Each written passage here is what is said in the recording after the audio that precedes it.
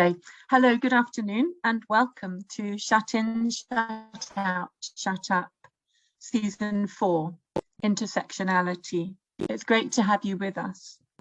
I'm Fiona Macmillan. My pronouns are she, her. I'm a disability advocate, practitioner, speaker, and writer. I chair the Disability Advisory Group at St Martin in the Fields, and I'm a trustee of Inclusive Church.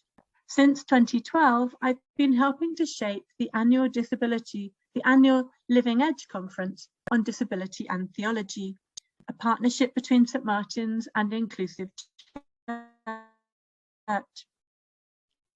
It's a space for disabled and neurodivergent people to gather, to resource each other and the church.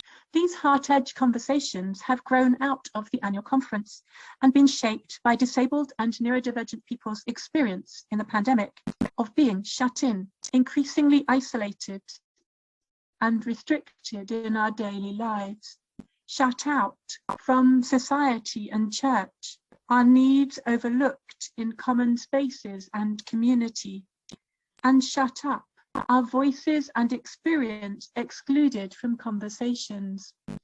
In these seminar series, we hold space to explore issues and ideas in the context of theology, faith, and church. Let me begin by outlining how the session will work. Then I'll introduce the subject and today's speaker, the amazing Mehmet. If you'd like to, please do introduce yourself in the chat. Perhaps say who you are and where you're joining from. Access. Today's BSL interpreter is Emma Garner. If you're using BSL, you should be able to pin Emma's screen as well as the speaker. Automatic captions are also available. Click on the CC icon at the bottom of your screen to display the captions. If you're using a screen reader and don't want to be disturbed by the chat, please be aware that we'll save the chat and email it to participants after the event. If you need any help with this or anything else during the session, please drop a note in the chat or direct message our HeartEdge hosts, Jonathan Evans and Catherine Juice. Timings. The first half of this session is input, an introduction, and today's talk. In the second half, we'll have a chance to share our responses, experience, and ideas. We'll spend about 10 minutes in small breakout groups, then come back for plenary discussion and questions. We'll end by sharing some last thoughts, resources, and signposting to future events. The first half of this session will be recorded and on the HeartEdge Facebook page and YouTube channel, most recently a series on ableism and the church. We'll be recording this event in speaker view, but do turn off your camera if you prefer. To ensure the sound quality on the recording, please keep your microphone on mute unless you've been invited to speak. We also keep microphones muted because some of us are sensitive to sound, including me. I have Tourette's, and some sounds set off painful physical or verbal tics. These are involuntary movements, sounds, and words, including swear words. I'll do my best to hold them in because it can be less painful and will probably make the session go more smoothly, but it's not always possible. In the same way, it's hard to hold in a sneeze or a cough. And it's important that I come as I am. I hope you will also be comfortable to come as you are today. So let's begin by defining our terms. Then I'll outline the series, before handing over to in the context of faith and church. So defining our terms. We each have names, descriptions, roles, which relate to our sense of self, our way of being in the world. These affect how we see ourselves and how we're seen, but also our power and our influence. We often see ourselves as complex beings, roles and relationships, but we see others as a single identity. For example, male, black, homeless, disabled. Briefly, in particular types of identity and experience, while intersectionality is a way of describing how social categories, such as gender and race, combine to create overlapping systems of discrimination or disadvantage. Let's start with disability, and I'll use myself as an example. I use a wheelchair to get around. People will see the wheelchair and assume my legs don't work, but I live with daily pain and fatigue, sensory hypersensitivity, tics, muscle spasms, and cognitive impairment. My bendy joints are wearing out before their time, while long COVID has brought high blood pressure and a fast heart rate, numb fingers, and more problems thinking. Over the years, I've collected more than 20 diagnoses, which describe how my body is restricted in its ability to do some of the things most people take for granted. This would be what most people understand by disability, the physical or mental conditions that limit a person's movement, senses, or activities. That's the medical model of disability. It's the historic way of understanding disability, but there are other ways. The social model of disability says that people naturally have different types of bodies and minds, whether from birth, through accident, illness, or aging. The social model view is that people are disabled by barriers, not by their impairment or difference. Barriers can be physical, like buildings not having accessible toilets, or they can be caused by people's attitudes to difference, like assuming disabled people that make life harder for disabled people.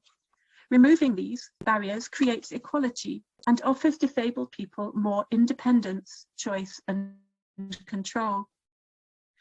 Thus, people with different types of bodies and minds are disabled by environment, assumptions, practices, or theologies.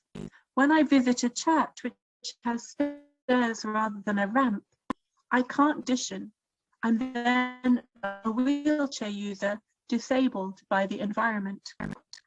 Neurodiversity is the idea there are natural variations in the way people experience the world, sense, think, and process information.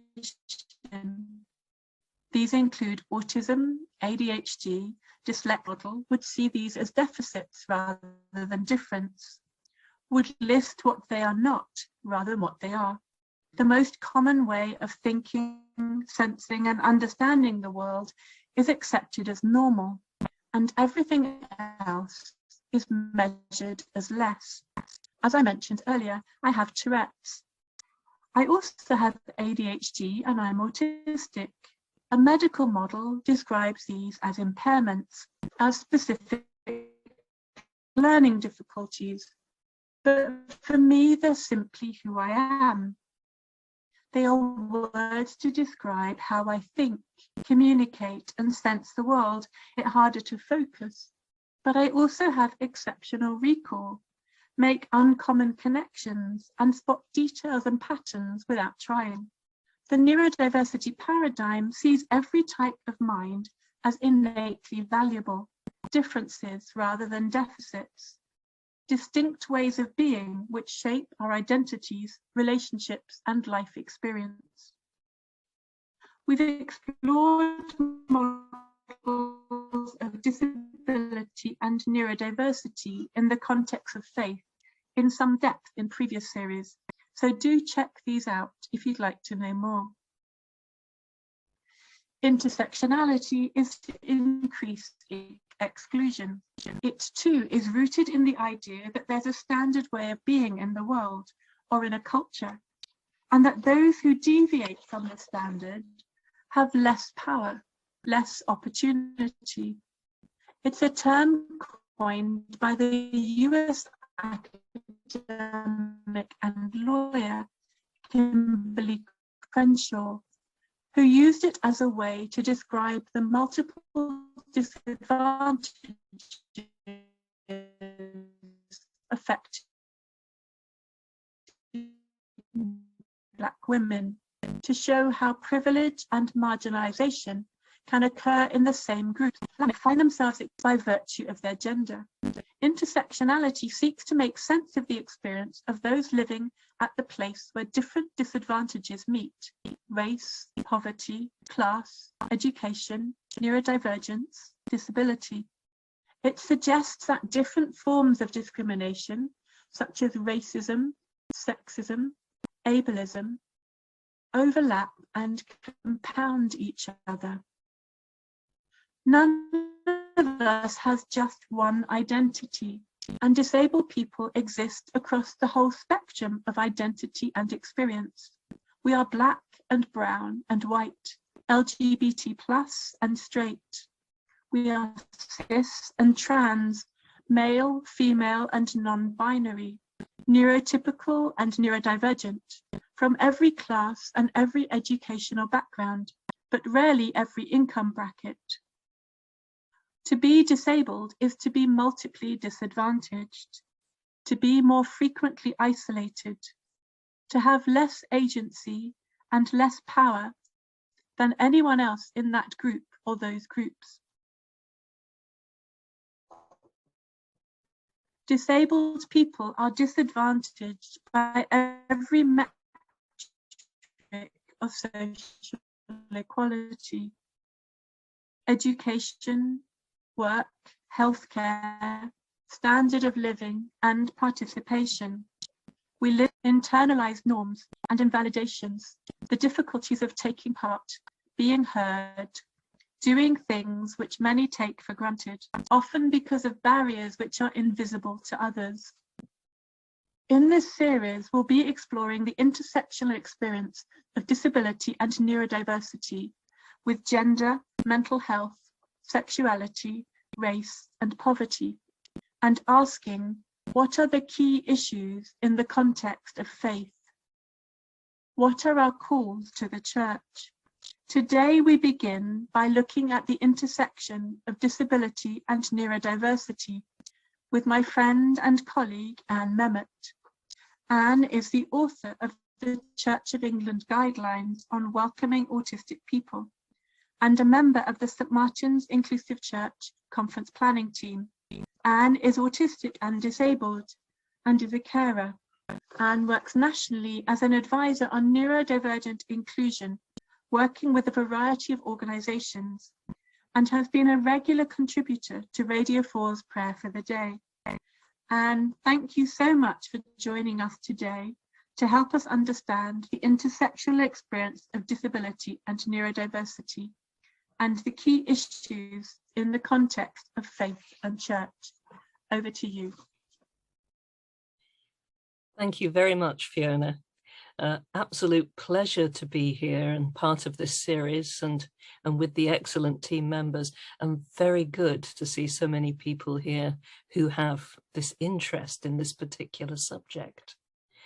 I would love it if we can start up the slides. Thank you very much to Jonathan, who is pressing the buttons accordingly.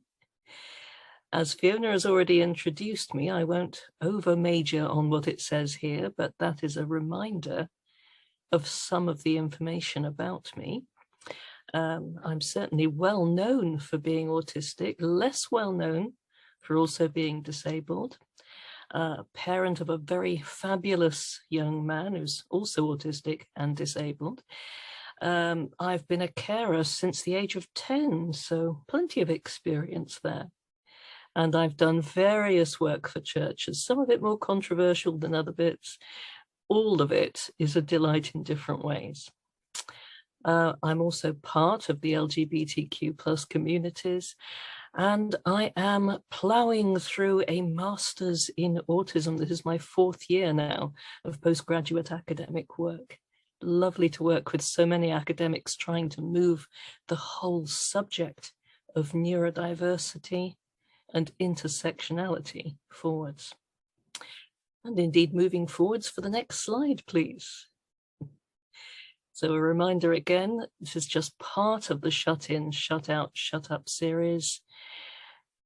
Loving this photo as well. On the original slides, I have tried to caption these with a bit of alt text, but we have here a photo of a church as seen through some rusty and fairly decrepit gates which are locked. And very often this is the experience of people who are disabled, people who are neurodivergent, that we can glimpse the church from afar, but actually trying to get into it, the barriers are there. Sometimes very invisible barriers, sometimes very difficult barriers to get others to comprehend and understand, especially when they are multiple barriers. The next slide, please. Thank you. There are many neurodiversities. Of course, a standard brain, as it were, is also a neurodiversity because it simply means the whole range of human brains. But in this particular case, I'm going to talk a little about what we now know about autistic people. And this is from the very latest research, which I'm so pleased is happening, that autistic people have a genuinely different and effective communication style and ways of socializing. We thought it was a broken style. It isn't. It's genuinely different. That our quality of life isn't determined by other people's ideas of what we should enjoy, but by thriving ourselves authentically and autistically. That autistic culture often has that shorthand, streamlined, practical, literal communication, where honesty and fairness are often paramount. We are disabled by society because society doesn't really understand us. Some of us may not identify as disabled. Personal choice.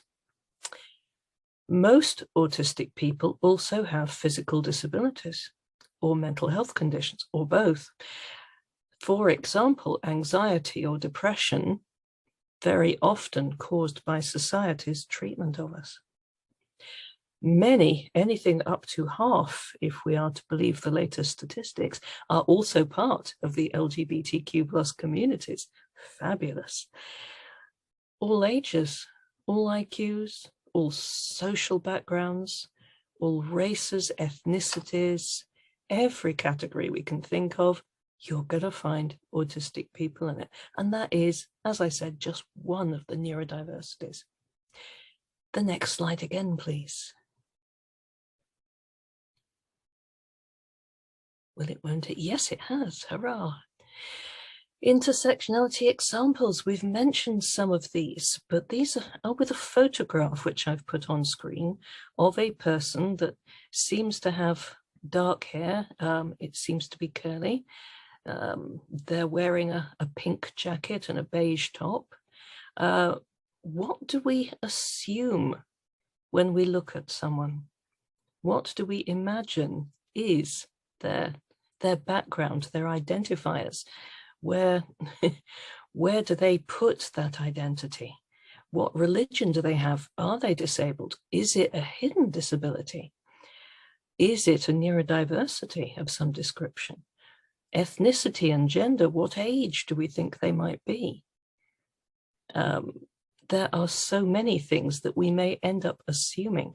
How wonderful it is to try to think, how can we do that differently? Instead of assuming, how can we ask good questions? How can we make it a safe space for people to say, this is me, without having to think, oh dear, are people going to accept who I am? Are they going to accept multiple differences between them and me?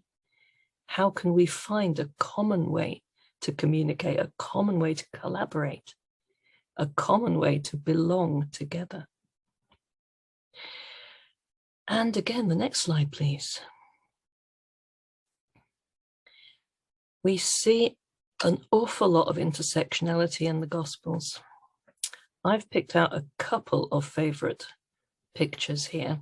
The left-hand one is one I took myself when I was over in Israel on a pilgrimage a few years ago. And it was in the chapel for Mary Magdalene down by the Sea of Galilee. And it shows the most beautiful painting on the wall of the woman who was bleeding, reaching out to touch the hem of Jesus's cloak. And all you can see is the feet and the hand and the cloaks. So you get a sense of the crowd, a sense of someone desperately reaching out to try to solve their particular situation. And it's set in a chapel. So, I think we've just moved on from the slide. Could we go back one, please? Thank you very much.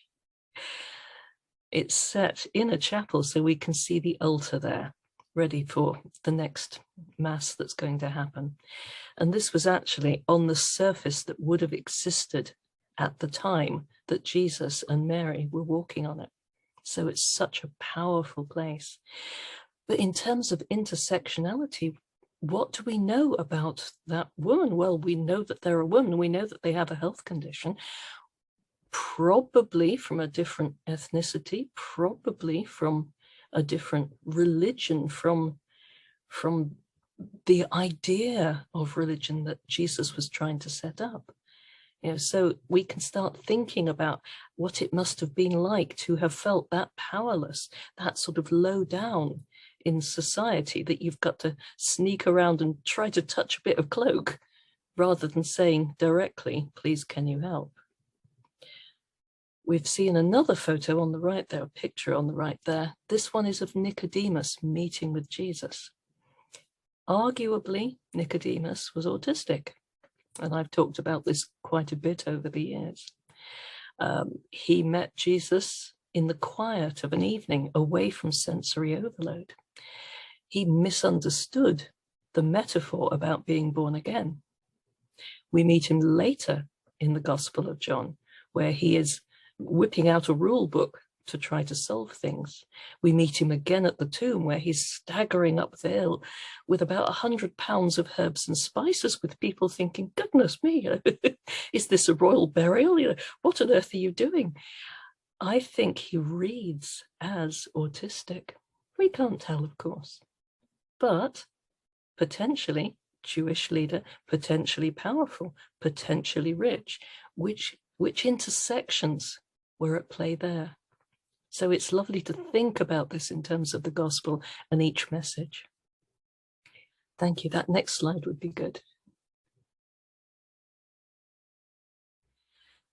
Yes, neurodivergent intersections with disability, etc. Let's look at how many etceteras we might have. I'm certainly welcome if people think I'm a married middle-class woman in a church. I can work into just about any church in the UK and people will go, yeah, great. Yeah, we're pretty confident that you're welcome here. But is that my gender? What are we assuming? Okay, so if I'm welcome as a woman, or so they assume, am I welcome as an autistic woman? Or do I have to hide that? If I'm welcome as an autistic woman, am I also welcome as an autistic woman who has arthritis? Which I do. Or am I going to find it impossible to sit through a church service because it's too uncomfortable? What about if we add in a spinal scoliosis, where it really is uncomfortable to sit in one place for very long? What if we add in a genetic condition, which I also have? How about a pain or nerve condition from cancer treatment? Am I welcome now? Or are people going to think that if I'm in pain and seem a bit cross one day, it's just because I'm a cross and nasty person and not because I'm actually exhausted from lack of sleep and struggling with pain levels? What if we had a different sexuality? How welcome am I now? What if we had face blindness? An awful lot of autistic people are face blind, which means it's really difficult for me to identify who's who by looking at their faces. I can walk straight past members of my own family in the street without recognizing them. What do we expect in our churches and communities? We expect recognition. We expect that raising of eyebrows, that lightening of faces and smiling and happiness and hugging, etc., as people recognize each other. And if I don't recognize someone, what is their assumption? Do they think I'm being rude, snubbing them? Difficult, isn't it? I'm constantly playing catch up thinking, who was that? Do I know them? Was it the vicar? Who knows? Yeah. Problem. What if we add that I am sometimes non-speaking, in common again with many autistic people? I could not use spoken language for communication for the first 10 years of my life. I sometimes cannot now. If I am not speaking, how many people will think I am being rude? I'm sure you can understand this is just a small selection of the barriers that I may have on entering a church. And my goodness me, it takes courage to go through church doors sometimes. More courage than I have sometimes, because I do not know where I'm going to be meeting one barrier too many. Because people would prefer that I was simply a married middle-class woman, preferably white, preferably quite wealthy. That would do nicely. Everything else becomes more of a challenge to some churches. Some are great, don't get me wrong, but in some cases, yikes, it's a problem. How can we not see people as problems, but as our friends? How can we see people not as problems, but as our allies, our neighbors, our partners? What can we learn from new people? It's about that opening our hearts, isn't it? The next slide, please.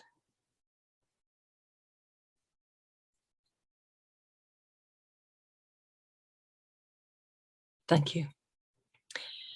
There was a good study out by Hillier and team in 2019, and it looked at people who were part of multiple communities, these intersectional groups.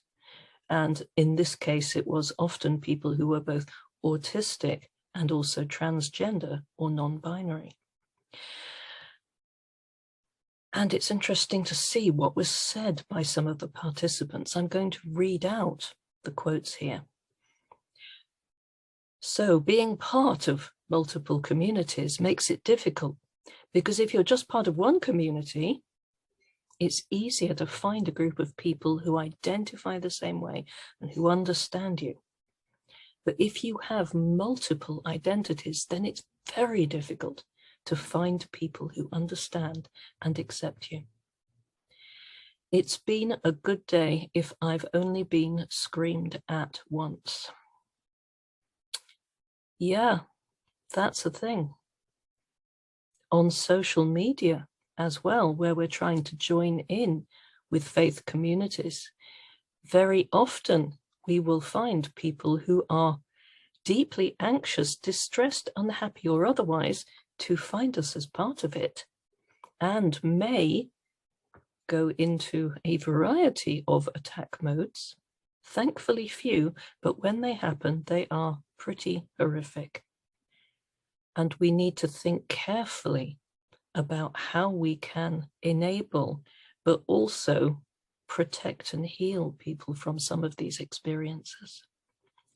Because that experience of, if you're in marginalized groups, you're going to get screamed at, it's real. Thank you. That next slide, please. Here we have a photograph by a friend of mine, Sarah Rushton, and it shows a person with an umbrella up, battling slightly uphill against a water spray, sort of being showered with water. And it's that feeling of exhaustion that you have when you're battling multiple barriers, multiple situations.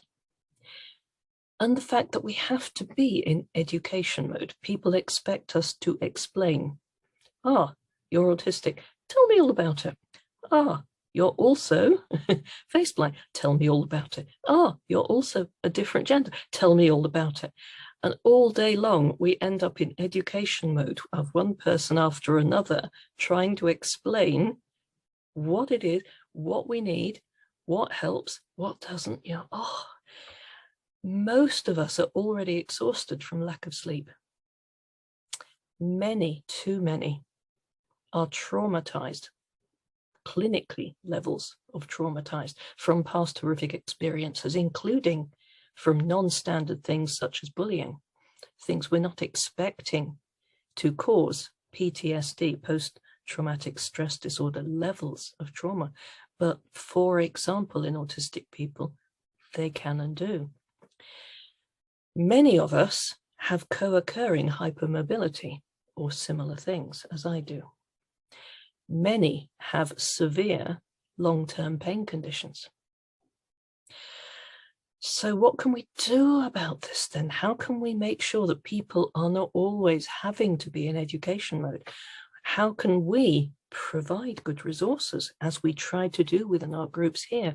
How can we provide good conversations, as we try to do in our groups here?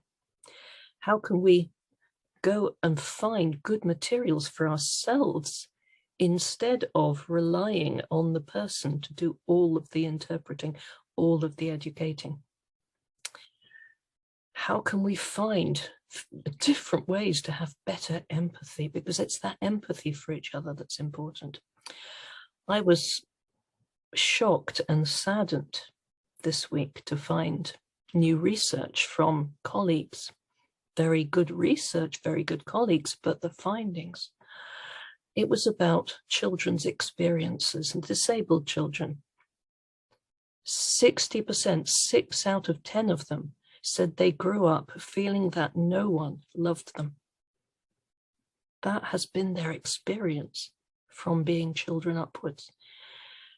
Oh, I'd love us to change that, because I think we live in a world that can be so hostile, and what people need to heal is safe, trusting relationships where they can feel love, where they can encounter the love of our faith. So yeah, lots to think about in this, isn't there? The next slide again, please. Erasure, that's quite a big thing.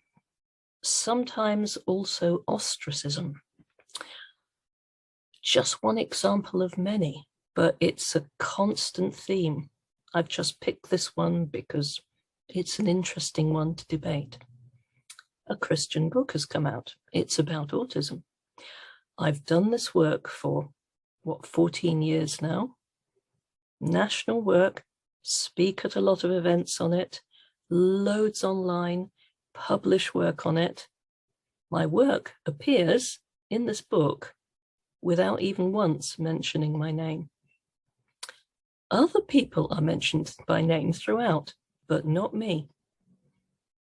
An autistic young man is allowable alongside his mum. No other possible areas of intersectionality are mentioned there. I query it politely and receive a very aggressive response from a priest with strong and oft stated, anti-LGBT views. And you think, oh no, here we go again. It pops up all over the place. No matter what you try to do and make progress on, someone will go, aha, you are too intersectional. We will erase you from it. Your work might appear, but not your name, so people can't trace you or ask you anything. What are we doing? I don't know. I do know that I'm determined enough to keep going. I know that I'm blessed with the number of people who do want to make a difference, including our teams and colleagues here. So thank you for that. But it is a constant thing, and it shouldn't have to be. And the next slide, please. Important to remember that this othering happens to countless people, not even just in our churches, but outside our churches, trying to get in. I know that when we've done research, 8 out of 10, perhaps 9 out of 10 of the general population try to get into a church for something every year. It could be for a jumble sale or a book club or a play. It could be for a look round at the history. It could be for a musical event, but they're there, they're actually in the building. What they're not very often doing is being in the services, not there, not online, because they are, they're wondering about those barriers. Are they safe to be themselves? How can we work with them as partners? How can we make it possible for the people already in our churches and congregations who are hiding various elements of their identity to feel safe enough to say, this is me, this is who I am, without thinking, oh, what's going to happen? What is going to happen now? Really important. The next slide again, please. What we see is something which a lot of people are calling masking, others call camouflaging. And it's nothing like the bit where we just, put on a different social stance for people, because we all adjust ourselves a little bit according to social circumstance. That's, it's a pretty normal-ish thing to do. But when you're forced to mask, you are forced to mask out of fear of what will happen. And you are forced to mask in exhausting ways. And there are terrible outcomes for people's health and well-being from this lifetime of having to live inauthentically, of having to live in ways that do not match who you are in order to stay safe. And I'm afraid to say we see big numbers who either wish to take their own life or have taken their own life after a lifetime of this. Goodness, we need to do better. They're so afraid of what will happen if they are outed. And it's a constant thing where even if the person knows you're living in constant fear, they're going to say something to someone else and out you accidentally. And then, eek, you're in danger. Yikes. Really difficult. What if someone cannot mask? It takes such energy, it takes such mental effort. Not everyone can, not everyone should, not everyone would wish to. Some really cannot. So what for them is the outcome? I do not believe that God wishes us to live inauthentic lives. I'm sorry, but I don't. That is not the God I know and love and worship. I don't believe that he wishes me to go into a church and pretend to be half a dozen things I'm not in order to sit down and be safe. Why should that be the case? So, the next slide again, please.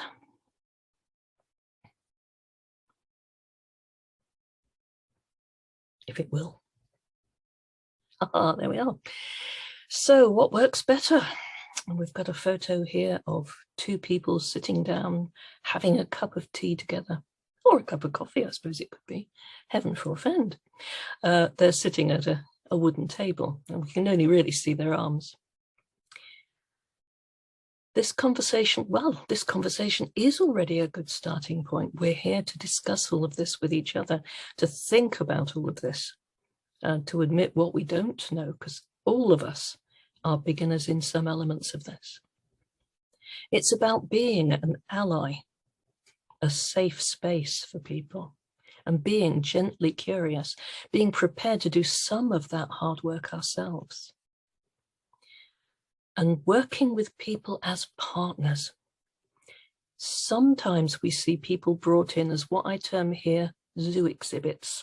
I've had it done a lot to me, where you go into a conference that is wall-to-wall people who are, for example, white, middle class, apparently all straight, apparently all cis, apparently, you know, all the standard things, and you're brought in as the one single example that isn't like that, and you're given 10 minutes to talk about it and a bus ticket for your journey home, and off you go again. And you end up exhausted and traumatized by that.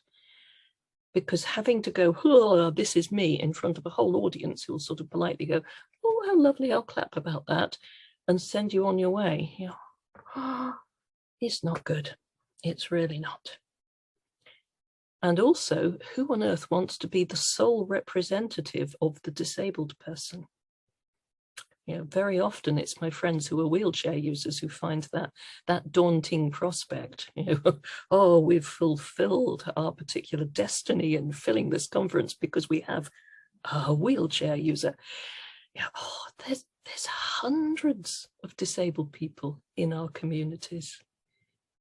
They are such a blessing, such lovely people. I've never known a community more welcoming, more giving, more generous, more kind than the disabled people that I deal with, and the neurodivergent people.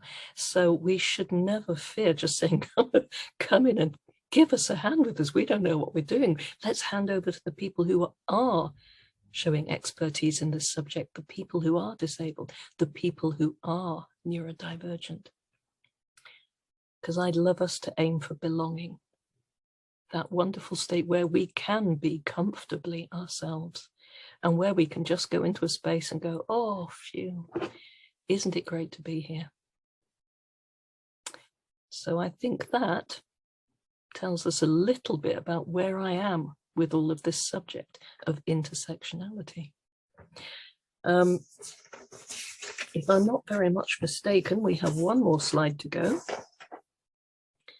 And this one is illustrated by something from Naked Pastor. I love this. I bought one of the original prints of this, and it shows a pencil drawing of Jesus using a giant pencil with an eraser on the end to erase the lines that other people are carefully drawing. And I think it's such a powerful image about how we can ourselves seek to erase those boundaries, those limits, those barriers that we put up that say, oh, you know, we don't know if we want you also here. Yeah, we do, because God wants us all in there. And as we know from Matthew, love one another. Where we see in Matthew 22, Master, which is the greatest commandment in law? And Jesus said unto him, thou shalt love the Lord thy God with all thy heart and with all thy soul and with all thy mind. This is the first and greatest commandment. And the second is like unto it, thou shalt love your neighbor as yourself. Well, we are your neighbors. Now's your chance.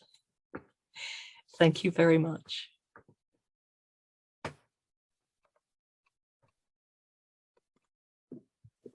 Thank you, Anne, for that amazingly helpful whistle-stop tour through disability, neurodiversity, and intersectionality. As ever, it's a joy to hear from you. And your particular way of illustrating with very clear pictures is one that I particularly value. So thank you for sharing that wisdom. We're going to move to the second half of our session, which is the time where the input ends and you have a chance to participate. These are seminars really because I firmly believe that everybody has something worth sharing. Everybody comes to these because they have an insight or an idea or an interest to share with others. And so each time we will spend about 10 minutes in a small group of around 4 people with a couple of things and ideas and responses. And then we'll come back together into the plenary, into the whole group, and have a chance to respond, to ask questions, to share something of our own experience, or to say something from the discussion that we've shared, a chance to respond to the things that we've heard. We're going to pop you into small groups of 4, so just 4 people in each group, Please feel free to share as much or as little as you'd like to. We ask that you keep these groups confidential, but when you're sharing, bear in mind you are sharing with people you've not met, so only share what you're comfortable to share. A little loose framework for that time together is a chance perhaps today to think about our identities, our different identities, the advantages and disadvantages we may have. So a chance to think about our identities, advantages and disadvantages we may have. It's a chance to respond to what we've heard, perhaps what shocked or surprised us, what has encouraged us from what we've heard today. And perhaps think about what we've learned, what we might do differently as a result of what we've heard today, and what action might we take. So I'll pop those three into the chat. A chance to think about our identities, the advantages and disadvantages. A chance to respond to what we've heard, what shocked or surprised us, what's encouraged us. And what might we do differently? What action might we take? So if my colleague Jonathan has had a chance since sharing screens to pop us into small groups, you have a chance to join a small group now just by clicking join, and we'll see you back here in 10 minutes. I'm going to go back to Anne and ask Anne if they would like to share some final thoughts for today. Any thoughts or ideas you'd like us to take away with us? Thank you, Anne. Well, thank you, Fiona, and to everyone else who has been here today. It's been lovely being with people. Final thoughts. I think I would like to leave us with this idea of belonging, and for each of us to think about one way in which we can encourage others to understand how we can best belong.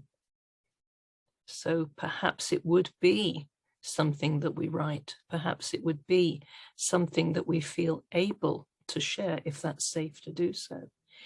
Perhaps it would be something that we just reflect on ourselves privately if it doesn't feel safe or right yet to go out into community and have those conversations. But just as that starting point to really reflect on what's it like to belong if you are in multiple groups, what really helps. So for me, that would be the starting point. Thank you, Anne, for that wise thought, which gives us all a place where we can start. What does it feel like to belong if you're in multiple groups? Thank you for that and for everything else you've shared today. I know I was another, like the others who've shared earlier, I was another who felt myself relax as I heard you talk and as you opened this series with that very powerful outline of disability, neurodiversity, and the key issues for the church and key issues for people of faith. So thank you very much for also sharing your spoons with us today.